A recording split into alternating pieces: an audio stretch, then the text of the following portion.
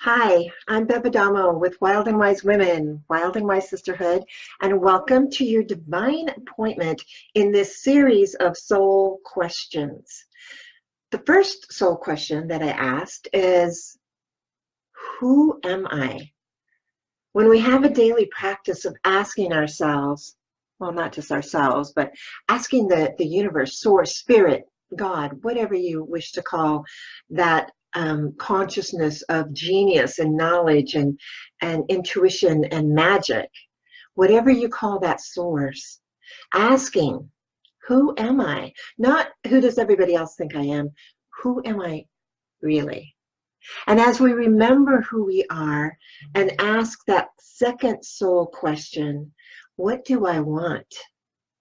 As we really tap into our purpose and who we are as connected to our purpose, then we can look into our hearts and see, what does my heart desire that absolutely fits with my purpose?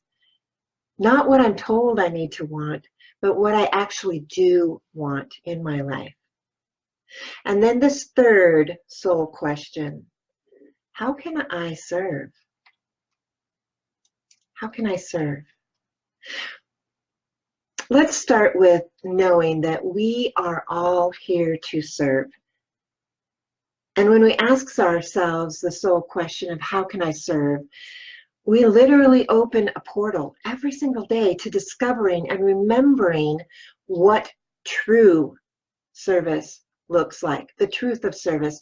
And we're able to leave behind any notion that service requires self-sacrifice, because it does not. It does not.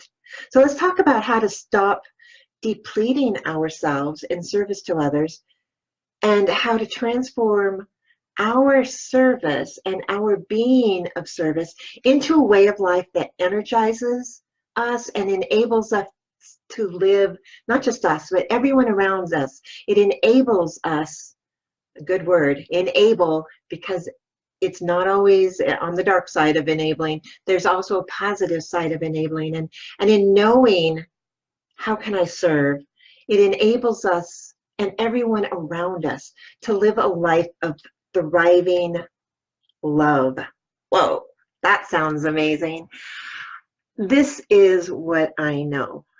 Every single person is here on purpose.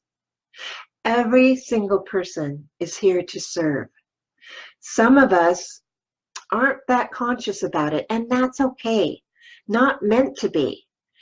My guess is, though, if you're watching this video, either live or recorded, you do have a divine appointment to be much more awake and much more aware of what your purpose is and how you serve. Now, there's sometimes a kind of a catch-22 about that awareness, because as we wake up, as we become more and more aware of our purpose, and we know we're here to serve, and our hearts are so big and generous and all of that, and we get into this place of service where it really wears us down. Oh my goodness, there have been a number of times in my life, partly because of the, I guess you could say, dire circumstances that I've experienced in my life, where my being of service was very depleting. Oh my gosh, I've hit bottom so many times by being in service. You know, super empathic, super willing. You know, in biker terminology, I'm a ride or die chick. You know, I'm in it. I'm in it no matter what. And as I became even more aware and awake, I discovered through this soul question and through the true knowledge of what service is, that, oh my gosh, the more in service I am, the more energy I have, the more I'm able to wake up every morning and be so excited about being alive, the more I'm living my life instead of dying my death. Having that ability to understand that being in service is something that brings me abundance. So let's talk about that. When we are truly awake and aware in service, we are in abundance. And not just a financial abundance, although that is definitely there, and it's something that we're in process of, raising that vibration, literally raising the vibration of money and prosperity on the planet. That's what we're here to do as we're in service. And when we know that being in service equals abundance, that's awesome. So let me say this. If anything that I'm saying right now, if you have even the slightest of the, oh, I don't know about that. I don't think so. Well, it doesn't really, I'm not sure it applies. If you have any sort of resistance to what I just said about being in service is being in abundance, then I invite you to know that there are some beliefs that you have, and they may be so automatic. They may be so ingrained that the only way those beliefs come up is when someone says something and you feel challenged. So welcome those times when you feel challenged about something, because that means there's probably a hidden belief that has no other way to make itself known to you except through resistance to something like what I just said, that service is abundance. And when you know that there's some resistance, which means that there are some limiting beliefs in there, simply start replacing those limiting beliefs. What would I have to believe to be holding myself back? What would I have to believe to be in resistance? And when you discover what that belief is, replace it. Replace it with this belief that being in service does bring you abundance. It equals abundance. It's not about even bringing it to you. In service means in abundance. It is already there. All we need to do is open ourselves up to it and we receive it. So again, it's not just about the financial abundance. It's about abundance of energy, of health, of vitality, of support, of resources, all of these things that a lot of us through our life of service, or at least up to this point, we may not have had an awareness that those kinds of things, energy, love, resources, all of those are right there at our fingertips, ready for us as we begin to know what true service is and how abundance is absolutely connected to true service. So one of the things that I do a lot is speak, and I am with groups of people, and I use, I welcome Spirit to use me, I should say, as a channel for anything that needs to happen in a group. And whether it's a group of, a couple of people or hundreds of people, I'm there to serve. And when I can get out of my own way, when I can stop thinking that my standing in front of all these people who have all this energy, when I know that doing that actually energizes me, because I'm in service to these people, I always walk away from any kind of healing event or group or anything like that more energized than before. Because here's the thing, whenever you're in a group of people, and as an empath, as a person who's sensitive, as a person who's awake, as a person who's in service, understand that energy is simply energy. Once it gets to us, our body, if you will, there's a choice that's made of whether to recognize it as energy that depletes us or energy that fills us. So when we know that all energy is love, there is nothing that is not love, then everything that comes to us, even if it looks like it's totally going to take us down, we can stand there in our knowing, in our faith, and invite that energy to be transmuted, to be seen. Invite that energy to be seen as it truly is, which is love. And every time we receive love, wow, that energizes us. That is something that is manna from heaven. It really is the food, the nourishment that the whole of our being, our integrated body, soul, mind, integrity of spirit, that's where that energy comes from that love. So what would stop us from being in that place of knowing that, asking ourselves that question, how can I serve? How do we get to how do we jump that gap? How do we get over that, depletion, or feeling like that, that our talents and our gifts are something that we need to give away and not necessarily charge for them? Again, here's what I know. When we ask, how can we serve? It's not just about serving others, it's about serving ourselves as well. So when we are in true service,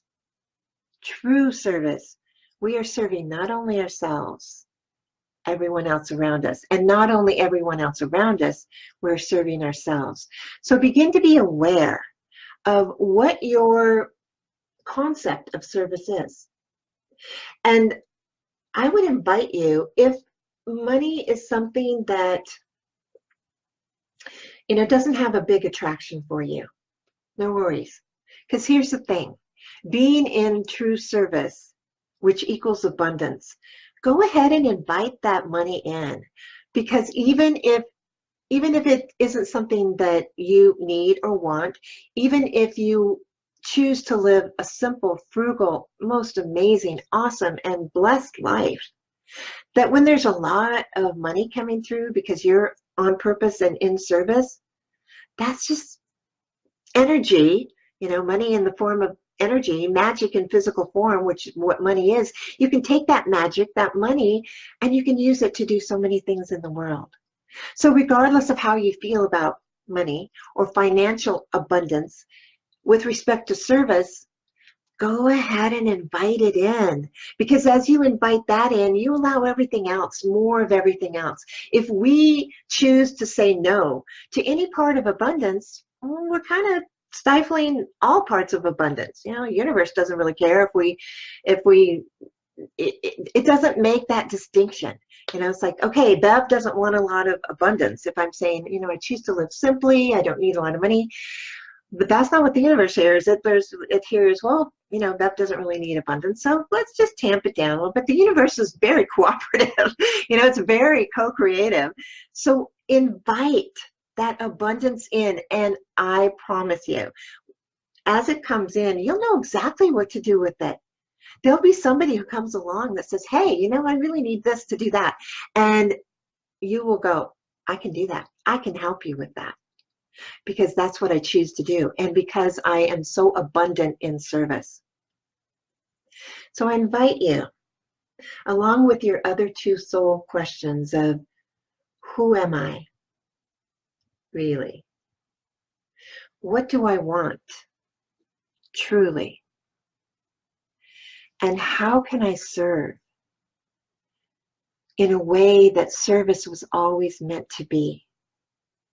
I like that. I like that there is an I in service. There is an I. There is that part of us that is also meant to be served as we serve others.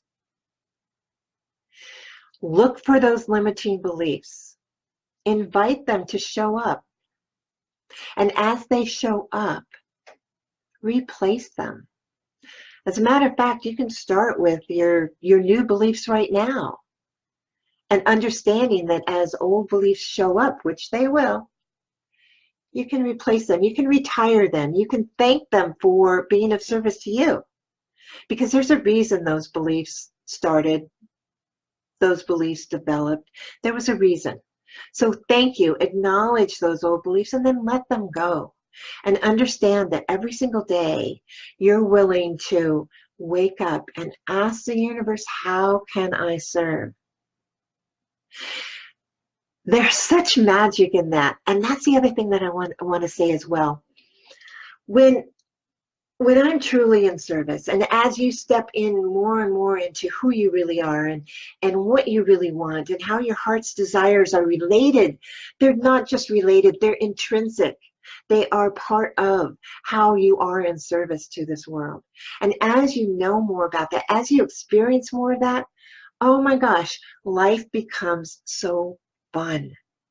It really becomes fun. And at a deeper, more profound level, there is a pleasure and a joy that comes from being in service. And it's a pleasure and joy that you can enjoy completely, because no longer will you feel depleted. No longer will you feel exhausted. No longer will you feel that you have to sacrifice yourself in order to be of service, because that is simply not the truth.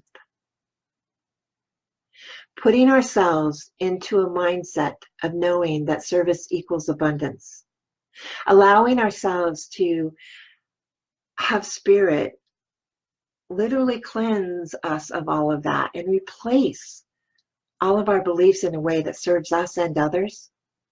Practicing on a daily basis to be aware that every moment you are consciously in service, you raise yourself up. You rise as you lift others.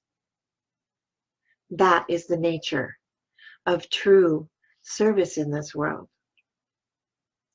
Thank you again for keeping your divine appointment. Thank you for being willing to be courageous, to know who you are, to know what you want, and to know that by being of service, you elevate your own life to such a level that it is absolutely extraordinary in every moment, no matter what comes your way.